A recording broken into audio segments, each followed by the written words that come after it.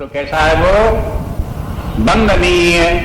माने तात्पर्य यह है कि वो व्यक्ति जब तक कि भगवान का भक्त नहीं होगा, ज्ञानी नहीं होगा, परमार्थ सिद्ध नहीं होगा, पूर्णता नहीं आएगी, तब तक ऐसा कर ही नहीं सकता। संसारी व्यक्ति नहीं कर सकते। मगर होता यह है कि जो संसारी व्यक्ति हैं, अज्ञानी व्यक्ति हैं, उनको अगर संसार में सबसे प्रिय बात लगती है तो परनिंदा लगती है। परनिंदा से प्रिय कोई बात नहीं लगी। अगर परनिंदा की बात करो तो 1000 काम छोड़कर सुनने को तैयार हो जाएंगे। चाहे जितना जरूरी काम हो छोड़ करके सुनने लगेंगे और कहने भी लगेंगे। आप देख लो कहीं भी, अन्य लोगों के बीच में देख लो, आप सर्वत्र ही दिखाई देगा स्वभाव व्यक्ति का इस प्रकार का। ऐसा लगता है कि मनुष्य परनिंदा प्रिय है। संसार में सबसे अधिक प्रिय परनिंदा है। तुलसीदास जी कहते हैं कि ऐसे लोग दूसरे की जब निंदा करते हैं तो सुखी होए मनुष्य संपत्ति पाई। ऐसे इतने प्रसन्न हो जाते हैं कि मानो कुबेर की संपत्ति मिल गई।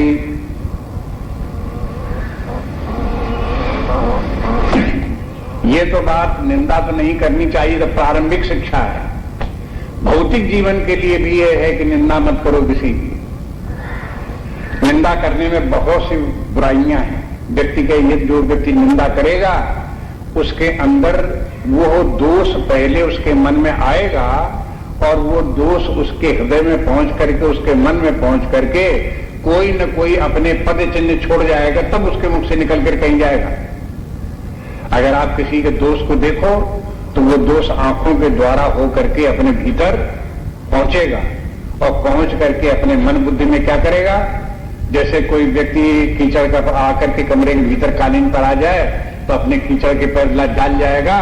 ऐसे पैसे जितने भी दुर्गुण हैं इनके पैरों में कीचड़ लगी है, गंदे पैर हैं इनके, तो वो जब आएंगे अपने अंदर तो वो अपने पद चिन्ह छोड़ जाएंगे और वो फिर जब मुंह से बोलोगे तो निकल करके चले गए मानो दूसरे के कान में। अब जो चिन्ह आपके अंदर बनते जा रहे हैं, बनते जा रहे हैं, बनते जा रहे हैं, तो भीतर क्या हो रहा है? गंदगी इकट्ठी हो रही है। ये जो गंदगी अपने भीतर इकट्ठी हो रही है, इसका क्या परिणाम होगा? हमारी विनाश करेगी।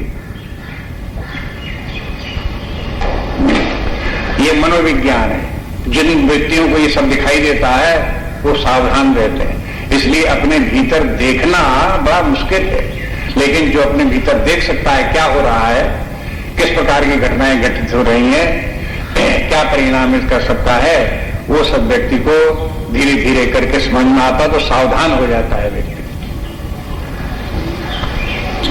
दूसरी बात ये कि अगर किसी में व्यक्ति में कोई गलती किसी से हुई, उसमें किसी में कोई दोष है, तो उसको दोष को देखा आपने और देख करके अन्य लोगों को भी बताया कि देखो उसमें ये दोष, उसमें ये दोष, तो एक उसमें गड़बड़ी गलती ये हो जाती है कि उस दोष का प्रचार होता है। प्रचार होने के माने क्या होता है कि समाज में अन्य लोगों को भी वो दोष फैलता, उनके कानों में पहुंच करके वो भी दोष समाज में फैलते जाते हैं। जितना ही आप समाज में दोषों का वर्णन करोगे एक का दूसरे पर, उतने ही अधिक वे समाज में वे दोष फैलते जाएंगे, फैलते जाएंगे, और जो लोग पहले दोषी नहीं थे उनमें भी वो दोष आ जाएंगे। आप सारे संसार का सत्यानाश करना चाहो तो दोष ही दोषों का वर्णन करते फिरो। एक व्यक्ति तो ये कहता था कि अंग्रेजों ने भी यही काम किया। वो जब भारतवर्ष में आए तब उन्होंने यहां भारतवासियों के गुण तो एक नहीं देखे, इनके दोष ही दोष देखे और सब खूब दोषों का प्रचार किया। और इतना दोषों का प्रचार किया कि परिणाम ये हुआ कि जो भारतवासियों में दोष नहीं थे वो सब दोष आ गए। और आप कहीं किसी जाति को, किसी घर को, परिवार को, किसी देश को सत्यानाश करना चाहो तो उसके दोषों का वर्णन करो, उनका प्रचार करो, बस नष्ट हो जाए सर।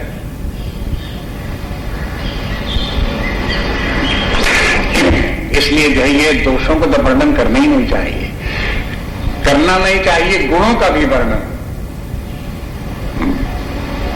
हो सकता है कि जिस समय आप किसी व्यक्ति का गुण का वर्णन हो, उसमें गुण कोई और आपको गुण का उसका वर्णन कर दो, लेकिन थोड़ी देर के बाद वो गुण वहां से चला जाए उस व्यक्ति से।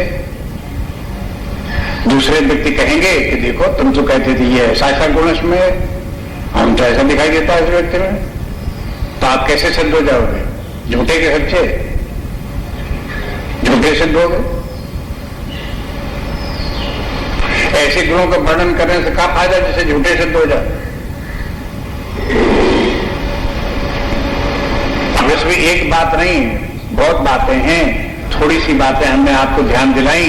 इन पक्ष से, इन दृष्टियों से आप इन बातों को सोचो कि गुण दोष बोलने से, कहने से उसमें क्या हानि है, और गुण दोष अगर हमारे कोई कहता है, कोई निंदा स्तुति करता है, तो उसको सुनने से और उसको मूल्य देने से क्या हानि है।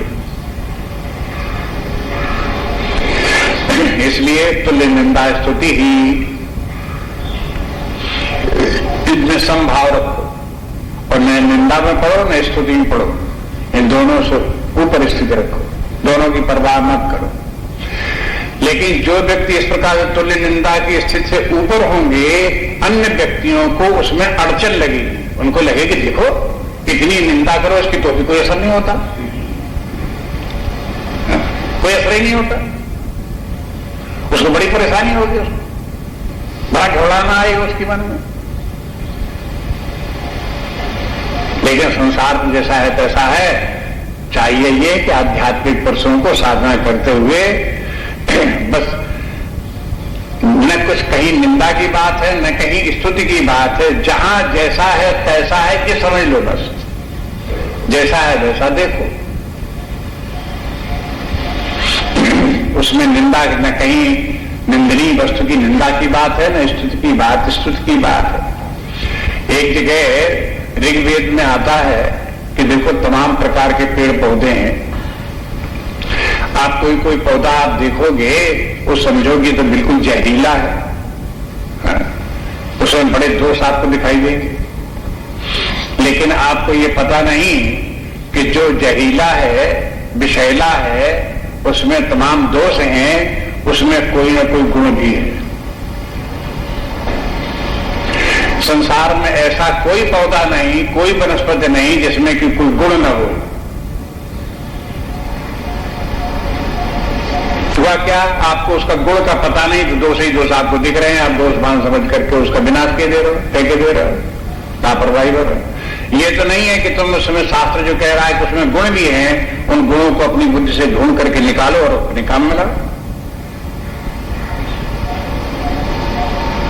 उसी के साथ साथ वो भी शास्त्र ऋग्वेद कहता है कि इसी प्रकार से संसार में सभी मनुष्यों में गुण दोष हैं। आपको अगर कहीं दोष ही दोष दिखाई देते तो आपका दुर्भाग्य है। उस व्यक्ति में कहीं कोई न कोई गुण भी होगा, उस गुण को पहचानो और उस गुण को काम में लाओ।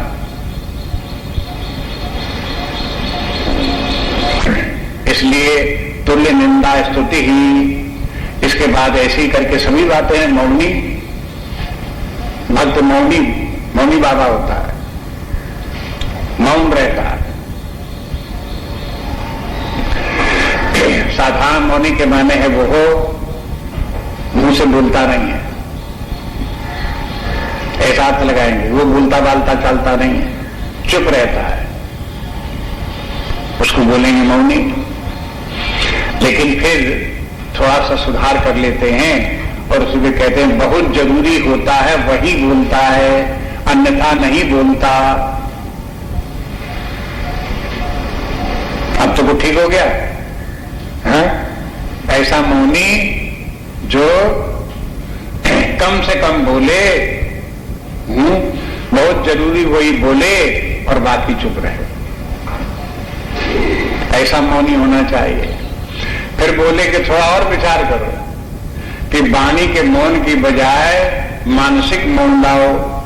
मन जो बोलता रहता है बराबर, मान लो किसी की आप मुंह से निंदा नहीं करते हो, लेकिन आप अपने मन से उसकी निंदा कर रहे हो, अपने मन से किसी व्यक्ति को कोस रहे हो, गालियां दे रहे हो, तो मन बोलता रहता है नहीं बोलता रहता? तो जो ये मन बोलता रहता है, इस मन को बोलना इसका बंद करो। तो मन बोलता रहता है कि नहीं बोलता रहता है? परीक्षा करके देखना, अकेले में बैठकर देखा मन बोल रहा है कि नहीं बोल रहा है? ये मन बोलता रहता है। थोड़ा अभ्यास इस प्रकार के करो कि ये मन बोलना बंद करेगा। मन बोलना बंद करेगा तो क्या होगा? कहते हैं जब मन परमात्मा में स्थित हो जाएगा, परमात्मा भाव को प्राप्त हो जाएगा, तो मन बोलना बंद कर देगा। जब तक कि मन परमात्मा की गोद में नहीं पहुंचता, परमात्मा भाव को नहीं प्राप्त करता, तब तक वो बोलता ही रहता है। उसमें संसार के विचार आते रहते हैं, उन विचारों को बोलता रहता है। कभी कभी तो कहता अगर कोई ऐसा कहेगा तो मैं ऐसा कहूंगा, फिर ऐसा कहेगा तो मैं ऐसा कहूंगा, ऐसा कहेगा तो मैं ऐसा कहूंगा, यही तो बोलता रहता है। रिहर्सल करता रहता है, आगे जैसा बोलना पड़ेगा उसका रिहर्सल कर रहा है अपने भीतर। तो ये जो चलता रहता है अपने भीतर, जो ये हानिकारक है, दोषपूर्ण है ये बात। ये मन की ये इस प्रकार की एक्टिविटीज जो मन में चलती रहती हैं, प्रक्रिया मन की चलती रहती है, इसे शांत होना चाहिए। व्यक्ति की अधिकांश शक्ति, 90% व्यक्ति की शक्ति अपने मानसिक बोलने में ही नष्ट हो जाती है। जो लोग अपने इस मानसिक बोलने के ऊपर नियंत्रण रख सकते हैं, वे लोग महान शक्तिशाली होते हैं और वो आध्यात्मिक क्षेत्र में अग्रसर होने के लिए, आगे बढ़ने के लिए बड़ी कुशलता से आगे बढ़ते जाते हैं। लेकिन जिनको अपने मन के ऊपर नियंत्रण नहीं, उसका बोलना बंद नहीं कर सकते, वे लोग बस संसार में फंसे रहते हैं इसी चक्कर में। वो आध्यात्मिक विकास कर नहीं सकते और ये समझते हैं कि आध्यात्मिक उपलब्धियां जितनी हैं वो सब झूठी हैं, हो ही नहीं सकती। कारण बस केवल इतना ये है कि वो अपने मन को नियंत्रण नहीं कर पाते। इसलिए मौनी शब्द जो बोल दिया भगवान ने, ये एक पारमार्थिक स्थिति का वर्णन है। माने जो व्यक्ति जीवन मुक्त होगा, परमात्मा भाव को प्राप्त है, वो व्यक्ति का स्वभाव इस प्रकार से मानसिक रूप से मौन, फिर वाणी व्यवहार में भी वो मौन। मौन का अर्थ एक ये भी है कि यदि कोई व्यक्ति किसी की निंदा स्तुति नहीं करता, या कहीं कोई व्यक्ति कहीं किसी के अनुकूल प्रतिकूल नहीं बोलता, राग द्वेष की बातें नहीं करता, तो इसके माने वो व्यक्ति बोलते हुए भी नहीं बोलता। जैसे कहते नहीं है, कभी कभी कोई व्यक्ति अपने पक्ष में किसी को बुलवाना चाहता है ना, तो 4 लोग बैठे हैं, उससे कहेंगे कि देखो बोलो बोलो, तो बोलने के लिए क्या कहेंगे कि हमारे पक्ष में बोलो। जब किसी व्यक्ति को पक्ष में बुलवाना होता है तब उसे बोलने के लिए कहते हैं बोलो। बोलना तभी है जब पक्ष में बोलो। जैसे गवाही देना है, गवाही देना क्या है? बोलना है वहां जाकर के कुछ, चाहे इस पक्षी की गवाही दो, चाहे उस पक्षी की गवाही दो। अगर आप किसी पक्ष की गवाही न दो, वहां पर खड़े हो जाके जहां मुकदमा चल रहा है, न इसकी गवाही दो न उसकी गवाही दो, आप चाहता बोलो, तो आपका बोलना बोलना माना जाएगा? कुछ नहीं बोले आप। जब किसी की गवाही आपने नहीं दी, किसी के पक्ष विपक्ष में नहीं बोले, तो आप क्या बोले? आपका बोलना न बोलना बेकार, एक बराबर हो गया। मौनी का अर्थ ये भी है कि आप कहीं गुण दोष का बात न करो, निंदा स्तुति की बातें न करो, आप राग द्वेष की बातें न करो, फिर आप जो कुछ भी बोलोगे तो वो बोलना नहीं माना जाएगा। जैसे एक बात आप पता ही है आपको कि कोई कर्म कब कहलाता है? जब सकाम किया जाए तो वो कर्म कहलाता है, और सकाम नहीं होगा तो कर्म होते हुए भी कर्म नहीं है। सकाम ही कर्म बंधनकारी होगा, अगर निष्काम कर्म है तो वो कर्म है ही नहीं, न बंधनकारी है। ऐसे ही बोलना भी अगर सकाम नहीं है, अगर बोलना कहीं राग द्वेष से भरा हुआ नहीं है, तो बोलना ही नहीं। अभी तो इतनी बात तो पहचाननी पड़ेगी, ध्यान से ध्यान देकर पहचानेंगे तब समझ में आएगी ये बात। मुनि के तात्पर्य क्या हुआ? इस प्रकार तुल्यता स्तुति मुनि और संतुष्टो ये निश्चित, और संतोष की बात पहले भी आ चुकी थी। यहां फिर भगवान कहते हैं कि संतुष्टो एन के निश्चित क्या होता है? संतुष्टा, पहले कह चुके संतुष्टा सततम योगी, ऐसे आ चुका है। अब यहां बोलते हैं कि संतुष्टो एन के निश्चित के माने ये है कि व्यक्ति को अपना पुरुषार्थ करते रहना चाहिए। पुरुषार्थ से जो व्यक्ति का प्रारब्ध बना, उस प्रारब्ध के अनुसार व्यक्ति को जो कुछ भी प्राप्त होता है उससे उसे संतुष्ट रहना चाहिए। ये निश्चित के माने ये नहीं कि कोई व्यक्ति कुछ करे नहीं, अपना पुरुषार्थ करता रहे। पुरुषार्थ से ही, पुरुषार्थ के फलस्वरूप व्यक्ति को कुछ प्राप्त होगा। पुरुषार्थ से प्रारब्ध भी बनेगा और प्रारब्ध बन करके प्रारब्ध भी उसको अपना फल देगा। तो जो फल उसको प्राप्त हो उसमें वो संतोष रखे। क्या संतोष रखे? कि भाई जैसा हमारा प्रारब्ध था वैसा मिल गया, जैसे हमने पुरुषार्थ किया था वैसा हमको मिल गया, ऐसा समझ करके उसमें संतोष रखे। और जो लोग इस प्रारब्ध के और पुरुषार्थ के नियम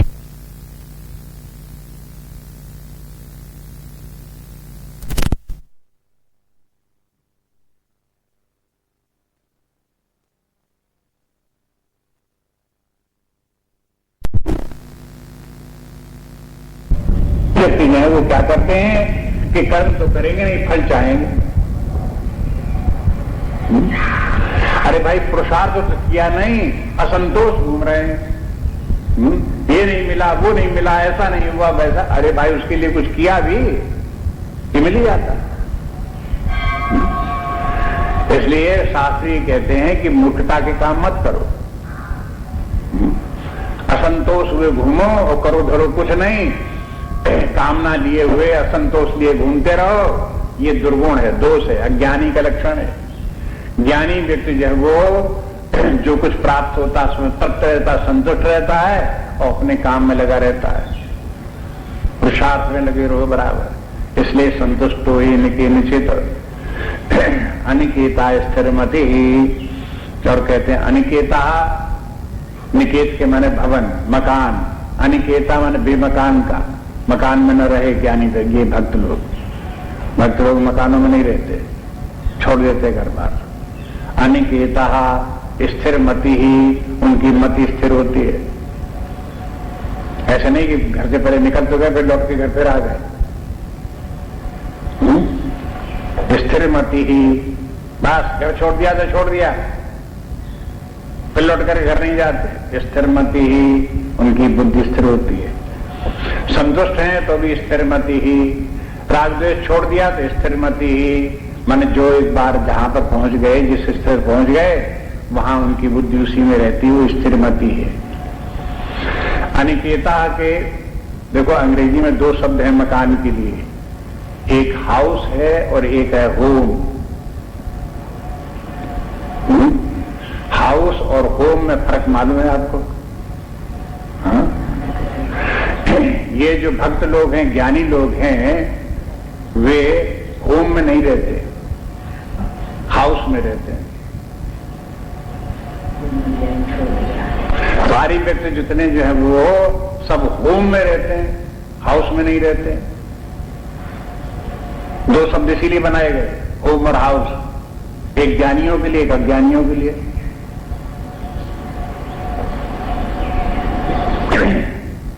होम के माने वो बिल्डिंग जिसको हम कहें मेरी है, तो हो गया हो। अज्ञानी व्यक्ति उसी बिल्डिंग में रहते हैं जिसे अपनी मानते हैं। और जब तक अपनी बिल्डिंग हो नहीं जाती तब तक प्राण दिए रहते हैं, सारी जिंदगी परेशान रह गया, अपना मकान नहीं, अपना मकान नहीं, बेकार घूम रहे, अपना मकान नहीं, बस इसी प्रकार से रटंत लगाए रहेंगे। अंत में आखिर तक कभी न कभी मकान जरूर बना लेंगे, तब उसमें रहेंगे।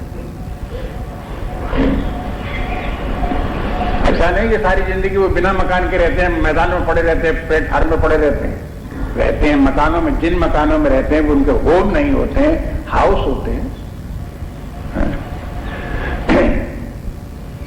एक होटल भी हाउस है।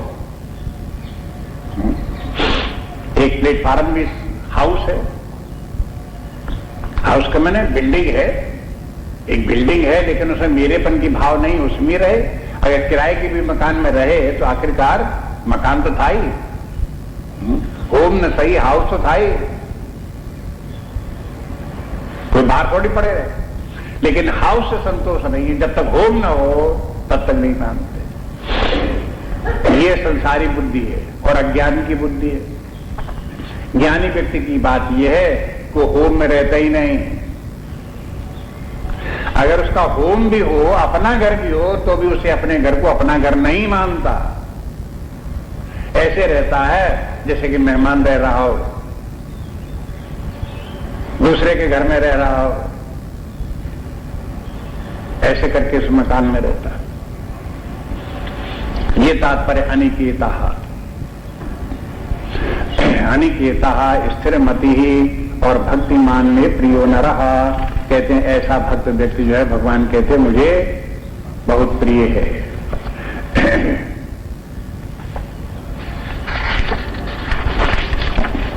अगला श्लोक देखिए। हेतु धर्मामृतमिदं यथोक्तं पर्युपासते सिद्धधाना मत्परमा भक्तास्तेति यो मे प्रिया। हेतु धर्मामृतमिदं यथोक्तं पर्युपासते श्रद्धाना मत्परमा भक्तास्तेति यो मे प्रिया।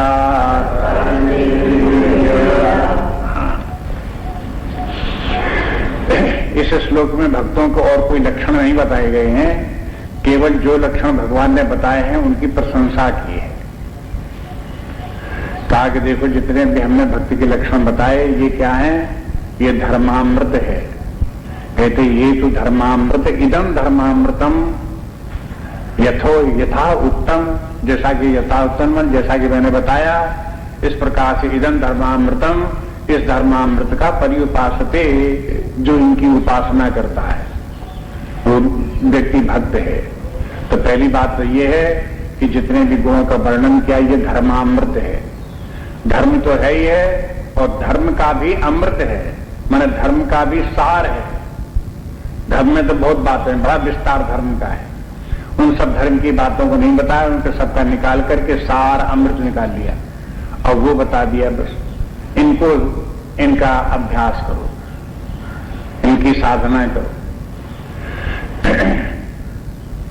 एक धर्म ये है जो व्यक्ति को धर्म को भौतिक सुख कीर्ति देता हुआ स्वर्ग तक पहुंचा देता है, ये भी धर्म है।